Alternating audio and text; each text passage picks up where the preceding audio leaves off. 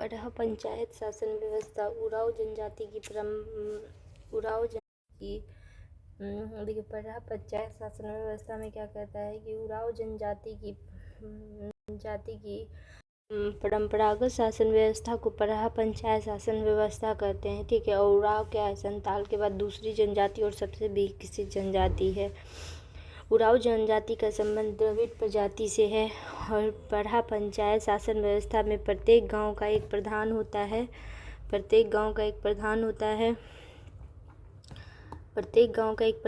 है तथा जिसे महतो कहते हैं। ठीक है। जिसको क्या कहते हैं? महतो।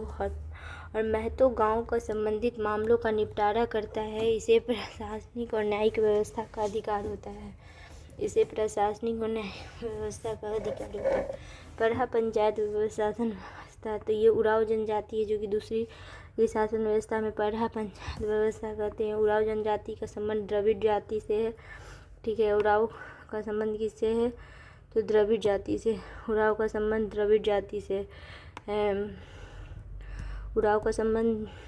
जाति से है और एक गांव है जिसका प्रधान तो गांव का सहयोगी माझी कहलाता है, जिसके कार्य महत्व और आदेश लोगों तक पहुंचाना होता है।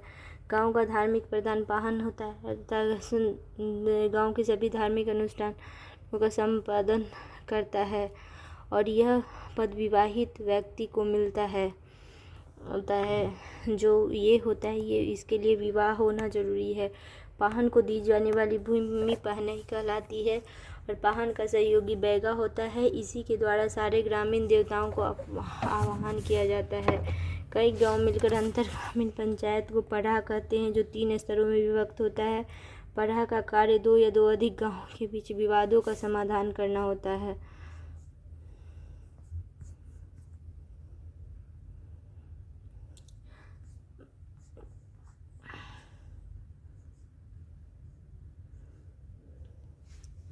पढ़ा शासन व्यवस्था उरांव जनजाति की परंपरागत शासन व्यवस्था को पढ़ा पंचायत शासन व्यवस्था कहते हैं। उरांव जनजाति का संबंध द्रविड़ जनजाति से है तथा गांव का एक प्रधान होता है जिसे महतो कहते हैं। महतो गांव में संबंधित मामलों का निपटारा करता है तथा प्रशासनिक और न्यायिक दोनों अधिकार होते हैं। महतो का सहयोगी माझी होता है तथा कार्य महतो के पंचायती आदेशों को लोगों तक पहुंचाना है। गांव का धार्मिक प्रधान पाहन होता है, जिसके यह पद विवाहित व्यक्तियों पाहन को दी जाने वाली भूमि पहनई और पावन का सहयोगी बैगा होता है। इसी के द्वारा ग्रामीण देवताओं का आवाहन किया जाता है। कई गांव मिलकर अंतर ग्रामीण पंचायत को पढ़ा कहते हैं, जो 3 स्तरों में विभक्त होता है। 2 या 2 से अधिक गाँव के बीच विवाद का समाधान करता है।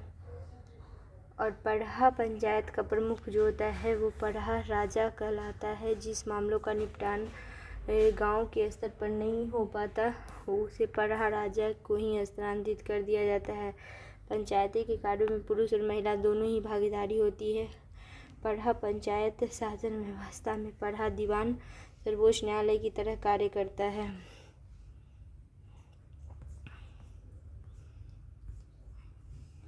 ठीक है। पढ़ा पंचायत शासन में उरांव जो कि वो सेकेंड जनजाति है वो है और पढ़ा पंचायत शासन व्यवस्था कहते हैं। उरांव जनजाति का संबंध द्रविड़ से है।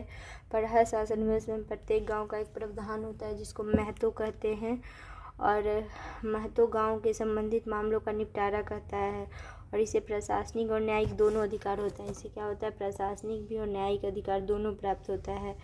महतो का सहयोगी माझी कहलाता है, जिसका कार्य महतो का पंचायती आदेश लोगों तक पहुंचाना है।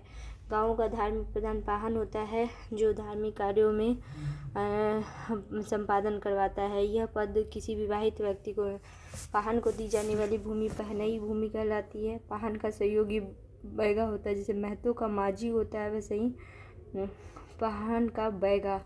महतो का माझी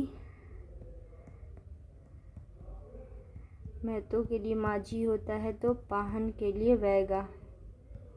ठीक है। जो ग्रामीण देवताओं का आह्वान करता है। ये सभी गांव मिलकर अंतर ग्रामीण पंचायत को पढ़ा कहते हैं।